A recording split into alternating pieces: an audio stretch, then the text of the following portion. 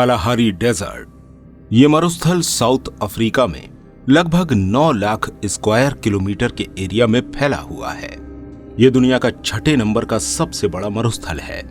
ये अफ्रीका में मौजूद सहारा मरुस्थल की तरह ज्यादा ड्राई तो नहीं है, लेकिन यहाँ पर 320 तरह के अलग अलग खतरनाक जानवरों की स्पीशीज मौजूद हैं। यहाँ चीता, जंगली कुत्ते, अफ्रीकन हाथी जैसे जानवरों के अपने अपने इलाके मौजूद हैं, जहां वो किसी भी इंसान को तो क्या जानवरों को भी बर्दाश्त नहीं कर पाते हैं। यहाँ के रोमांच और इन जानवरों को देखने का क्रेज लोगों को कालाहारी डेजर्ट सफारी जैसे रिस्की एडवेंचर के लिए अपनी ओर खींचता है। लेकिन दोस्तों, कभी कभी ये एडवेंचर कब जान के लिए रिस्की बन जाए, ये कोई नहीं जानता। वैसे तो हजारों लोग इस एडवेंचर का मजा लेते हैं, लेकिन कभी कभी कुछ लोगों की किस्मत जब उनका साथ नहीं देती, तब उन्हें अचानक ही ऐसी परेशानियों से गुजरना पड़ता है जहां वो शायद खुद को बेहद ही लाचार महसूस करते हैं।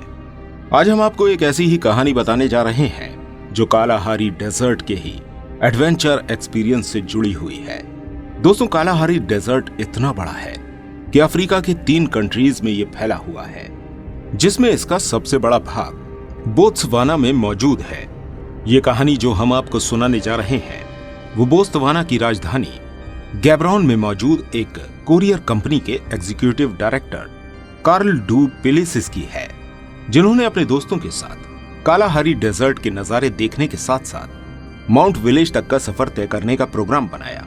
उनके इस प्रोग्राम में उनके साथ नाइक निकोलिन के साथ उनकी वाइफ लेनेट निकोलिन और नेब ग्राओ रेक और जहाज के पायलट के तौर पर कोस्टा भी शामिल थे। ये पूरा प्रोग्राम एक एडवेंचर के साथ साथ एक बिजनेस ट्रिप भी थी, जिसे पूरा करने के लिए वो बोस्टन से 600 किलोमीटर दूर माउंट विलेज तक जा रहे थे, जिसके लिए कार्ल ने एक चार्टर्ड प्लेन का इंतजाम किया। 2 इंजन वाला सेस्ना 414 था। इस सफर को करने के लिए ये पांचों ही दोस्त बहुत ज्यादा एक्साइटेड थे। सफर के दौरान ये जहाज कालाहारी से होता हुआ माउंट की तरफ जा रहा था। माउंट तक का सफर इस प्लेन के द्वारा 2 घंटे का होने वाला था, और इस सफर में इन लोगों को आसमान से जमीन पर मौजूद कालाहारी डेजर्ट के खूबसूरत नजारे देखने को मिल रहे थे। अपनी इस ट्रिप को पूरी तरह से एंजॉय करते हुए जब ये लोग अपना 1 घंटे का सफर तय कर चुके थे, इस दौरान लेनेट की नजर प्लेन के विंग पर गई, जहां पर उसे ऑयल लीकेज होता हुआ दिखाई दिया। उसने फौरन ही अपने हस्बैंड नाइक को इस बात की जानकारी दी। नाइक ने इसके बारे में फौरन ही पायलट को जानकारी दी, जिसे जानकर पायलट ने प्लेन की सेफ्टी के लिए फौरन ही इस इंजन को बंद कर दिया। एक इंजन बंद हो जाने के बाद भी प्लेन में अभी एक इंजन और बाकी था, इसलिए पायलट अभी भी आराम से प्लेन को हाई एल्टीट्यूड पर उड़ा रहा था। लेकिन यह अफ्रीका का डेजर्ट था। यहाँ पर गर्मी की वजह से हवा काफी ड्राई और पतली थी, या कहे तो हल्की और गर्म होती है।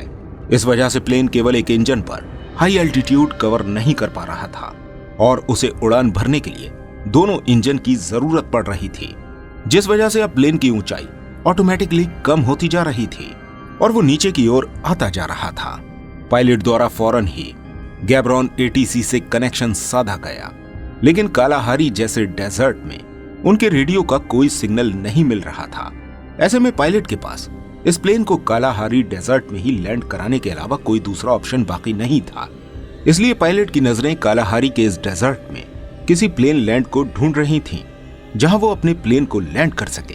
कम एल्टीट्यूड की वजह से पायलट को यह जगह जल्द से जल्द डिस्कवर करनी थी, लेकिन पायलट को इस डेजर्ट में छोटी बड़ी पहाड़ियों और सूखे पेड़ों और झाड़ियों के अलावा कोई भी प्लेन लैंड नहीं दिखाई दे रहा था, जिस वजह से अपने प्लेन को इन्हीं झाड़ियों के ऊपर लैंड करने के अलावा पायलट के पास और कोई ऑप्शन नहीं था।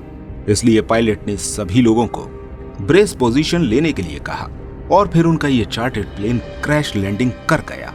इन पांचों को क्रैश लैंडिंग के होने से 1 मिनट पहले तक का ये नजारा याद था कि जमीन पर कई तरह के जानवरों के झुंड भागते हुए उन्हें नजर आ रहे थे। इसके बाद उन्हें एक तेज झटके और आवाज के अलावा और कुछ याद नहीं आया। जब इन लोगों को कुछ टाइम बाद होश आया, तब उनकी आंखों के सामने बेतहाशा धुआं और आग की लपटें मौजूद थीं।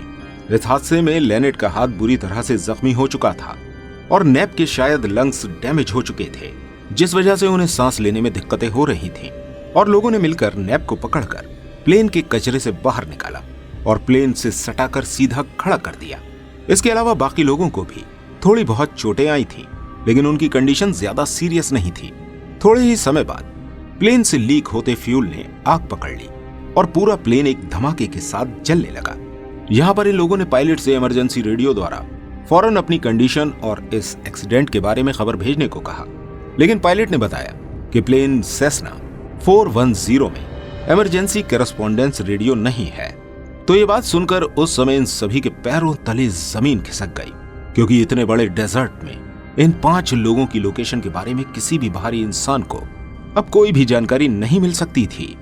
इतने बड़े रेगिस्तान में पेड़ों और झाड़ियों के बीच फंसे इन लोगों के पास ना तो खाने की कोई चीज थी और ना ही पीने के लिए पानी। और तो और इनमें से 2 लोग इतने ज्यादा जख्मी थे कि उन्हें फौरन ही ट्रीटमेंट की सख्त जरूरत थी। इसलिए वो जल्द से जल्द किसी रेस्क्यू टीम का इंतजार कर रहे थे। लेकिन रेस्क्यू टीम के वहां पहुंचने के लिए उनकी लोकेशन का पता होना जरूरी था, जो उनके पास नहीं थी।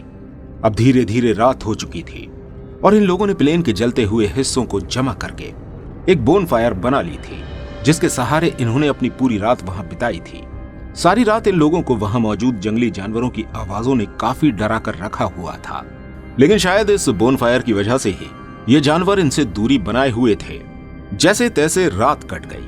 भूख और प्यास की वजह से ये लोग निढाल हो चुके थे। अपनी प्यास को बुझाने के लिए इन्होंने पत्तों पर पड़ी हुई ओस को पीना शुरू किया, लेकिन सूरज की तपिश बढ़ते ही ये ओस भी भाप में बदल गई। अभी दिन चढ़ा ही था कि इन्हें आसमान में किसी हवाई जहाज के आने की आवाज सुनाई देने लगी। ये सोचने लगे कि रेस्क्यू टीम उनके आसपास है। इन लोगों की जान में जान आ गई। लेकिन ये कोई रेस्क्यू ना होकर एक पैसेंजर प्लेन था, जो आसमान में काफी ऊंचाई से गुजर रहा था, जिनको इन्होंने अपनी तरफ आकर्षित करना चाहा। लेकिन अधिक ऊंचाई होने की वजह से ये प्लेन बिना इन लोगों को नोटिस किए सीधे ही निकल गया। बैठे बैठे मदद के इंतजार में भूखे मरने से बेहतर एग्जीक्यूटिव डायरेक्टर कार्ल और पायलट ने मिलकर मदद ढूंढने का फैसला किया। यह फैसला था तो काफी खतरनाक, लेकिन वहां बैठे रहकर भूख की वजह से मरने से बेहतर था कि वो अपनी आखिरी सांसों तक मदद की तलाश करें। यही सोचकर वो दोनों अपने बाकी साथियों को वहीं छोड़कर मदद की तलाश में कालाहारी के जंगलों में निकल पड़े। वहीं दूसरा दिन भी अब ढलने लगा था और लेनेट और नेप की हालत बेहद बिगड़ रही थी। लेकिन अब किस्मत ने थोड़ा सा इन लोगों का साथ दिया और रात के समय में यहाँ बारिश होने लगी। इस वजह से इन लोगों ने बूंद बूंद पानी को पीकर अपनी थोड़ी सी प्यास बुझा ली थी। इस प्लेन हादसे को यह तीसरा दिन था। कार्ल और पायलट कोस्टा लगातार चलने की वजह से बदहाल हो चुके थे, लेकिन उन्हें अब तक जरा सी भी मदद की कोई उम्मीद नजर नहीं आ रही थी। इधर नैप को डैमेज की वजह से कई पैनिक अटैक आ रहे थे, जिसे वो बर्दाश्त नहीं कर पा रहा था। इस तरह तीसरा और चौथा दिन इन जख्मी लोगों ने बिल्कुल मौत के करीब से देखकर गुजार दिया। अब लेनेट के जख्मों पर कीड़े चलने लगे थे। उधर कार्ल और पायलट लगातार पिछले 4 दिनों से अफ्रीकन डेजर्ट में अकेले चलने पर भी जानवरों से अभी तक बचे हुए थे।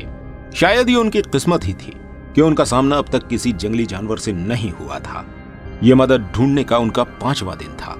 अब उन्हें दूर से एक झोपड़ी की छत नजर आई, जिसे उन्होंने अपनी आंखों का धोखा समझा। लेकिन इस दिशा में लगातार बढ़ते हुए उन्होंने वहां पर एक झोपड़ी को पाया, जिसके अंदर जाने पर उन्हें वहां एक लड़की बैठी हुई नजर आई। सबसे पहले इन दोनों ने वहां पर जाकर बहुत सारा पानी पिया और फिर रेडियो सिग्नल भेजकर अपनी सारी लोकेशन और एक्सीडेंट के बारे में कंट्रोल टावर को खबर दी। हालांकि डेस्टिनेशन पर न पहुंचने की वजह से रेस्क्यू टीम पहले ही उन्हें कालाहारी डेजर्ट में ढूंढ रही थी, लेकिन सही लोकेशन मिल जाने पर रेस्क्यू टीम एक्सीडेंट के 6वें दिन सुबह सुबह ही क्रैश पॉइंट पर पहुंच गई। रेस्क्यू हेलीकॉप्टर की आवाज सुनकर जैसे कि उन मरे हुए इंसानों में अचानक से जान सी आ गई थी। इस प्लेन क्रैश में जख्मी हुए इन लोगों ने अपने एक्सपीरियंस में बताया है कि उनकी जिंदगी के शायद कुछ ही मिनट बाकी रह गए थे जब रेस्क्यू टीम ने आकर उन्हें बचा लिया था। एक तरह से कार्ल और कोस्ट ने आखिरकार उस रेगिस्तान में मदद ढूंढने के इरादे से करी गई अपनी खोज में उन 5 की जान को बचा लिया था। दोस्तों, अगर इंसान हिम्मत न हारे तो वो किसी भी परेशानी से निकल सकता है। उम्मीद करते हैं आपको भी हमारी ये वीडियो पसंद आई होगी। ऐसी और वीडियोस को देखने के लिए हमारे इस चैनल को सब्सक्राइब जरूर कीजिएगा और इस स्टोरी को अपने दोस्तों के साथ शेयर जरूर कीजिएगा और जाते जाते वीडियो को लाइक जरूर कर दीजिएगा। मिलते हैं आपसे अगली किसी वीडियो के साथ। तब तक अपना बहुत सारा ध्यान रखिएगा।